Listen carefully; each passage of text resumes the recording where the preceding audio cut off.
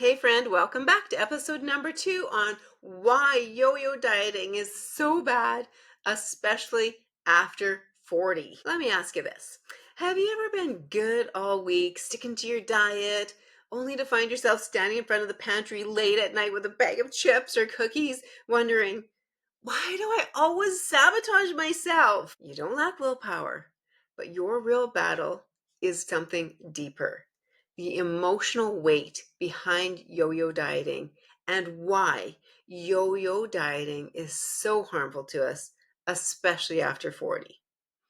Let me start with this story. I remember this so clearly. About 14 years ago, I had just been through a stressful event. Somebody had said something. I was super stressed out. I was driving my daughter to music lessons, and I said out loud, "Ugh, I just feel like having a Big Mac and a Pepsi." And she looked over at me and she said, "Of course you do, Mom, because that's what you always do when you're stressed." That hit me. That hit me. I was like, oh no, I'm being a terrible example. This is awful, because she was right. That's what I did when I was stressed. I turned to food, and she was noticing it, and I felt horrible. So I changed. I don't do that anymore. In today's episode, we are digging into the emotional triggers that keep pulling you back into the cycle of yo-yo dieting, and how we can rewire your brain and break free, especially in this stage of life. Diet culture tells us about try harder, work out more, eat less. But if that worked, we wouldn't be on diet like 1052 by now, would we? Something along the way would have worked for us. It stems back to your brain's reward system. Food, especially the sugary and processed food, lights up dopamine pathways like a slot machine in your brain. And it's actually believed that sugar is more addictive and lights up the brain even more than certain hard drugs. I call it the sugar dragon. And the more we feed it, the more it grows. And then, of course, let's not forget cortisol and stress eating after 40 and that yo yo dieting. Stress hormones rise, with things like caregiving, careers, hormone shifts. Well, the spiked cortisol can make you crave quick energy, high carb foods. Sugary treats, chocolate chips, these kinds of things. Sound familiar? Well, you're not alone, and you're not weak. It's just how we're wired. Your brain and hormones are doing exactly what they were designed to do. And that's why willpower isn't the fix. It's about creating a different relationship with food. So I want to encourage you to take some time to identify your triggers and what's causing you to reach suddenly for that box of cookies or the bag of chips, even though just a couple days ago maybe you were determined to break free of those things. Well, let's talk about some common triggers for women over 40. Stress and overwhelm, loneliness and boredom, rewarding yourself like, hey, I deserve that glass of wine after today. Fatigue, your body can confuse exhaustion with hunger. I like to use this so that you can know if you're actually hungry or if it's emotional. True hunger builds slowly and you can satisfy it with real whole food. But emotional hunger, it comes on suddenly and is specific, like, I need a glass of wine, or where's those chips, or I need ice cream, and often leaves feelings of guilt. So, what I suggest for the ladies that I work with, a little trick that I've used myself for years, when I find myself standing in the pantry looking for a snack, I ask, what is it here that you're looking for? Is it actually that you're hungry?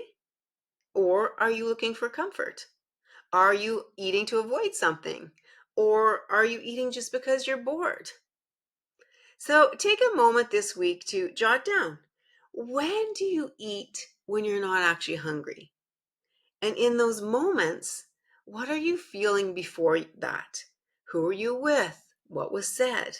Because awareness is truly the very first step that we need to get to. So today I want to share with you healthy coping replacements. Number one is pause, breathe, choose. What this looks like: pause.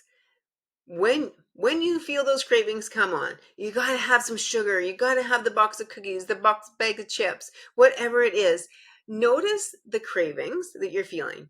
Just pause and notice those feelings. And then breathe. Take 3 slow, deep breaths to help calm down your nervous system. And then ask, what do I really want right now? What is it that I'm looking for? So much power in taking those 3 steps. And then you can also use some of these non-food tools. Things like just a nice walk outside. It can be quick if it needs to be, or it can be a nice long walk. That is going to help reset your nervous system, help you feel so much better. Most of the time when I do something like that, I come back, my mental state is in such a better place. Physically, I feel better. I don't even have the cravings anymore. They disappear. So a walk outside. Journaling your thoughts if you're into that. Writing down how are you feeling, what's going on, what's happening inside of your mind can be very powerful as well. Calling or texting a friend, also helpful. A warm bath or a cup of tea can be very soothing and comforting as well if that's what you're looking for. And then another thing you can do is make a plan of food replacements. So, for example, craving sweet? Well, try Greek. Craving sweet? Well, try Greek yogurt with berries and cinnamon. Delicious! Will help satisfy the sweet cravings. Or craving crunchy? How about apple slices with almond butter? Something salty? Have pickles or olives. You'll be giving yourself that reward without derailing and taking you further away from your goals. It's a win-win situation. When you trade punishment and guilt for awareness and choice, you take your power back. Food becomes fuel, not a crutch. So, my friend, what's the most common trigger that sends you back into the old dieting yo-yo patterns? Is it stress, boredom, rewarding yourself, avoiding something? I want to encourage you to just identify just one of those this week and work on that.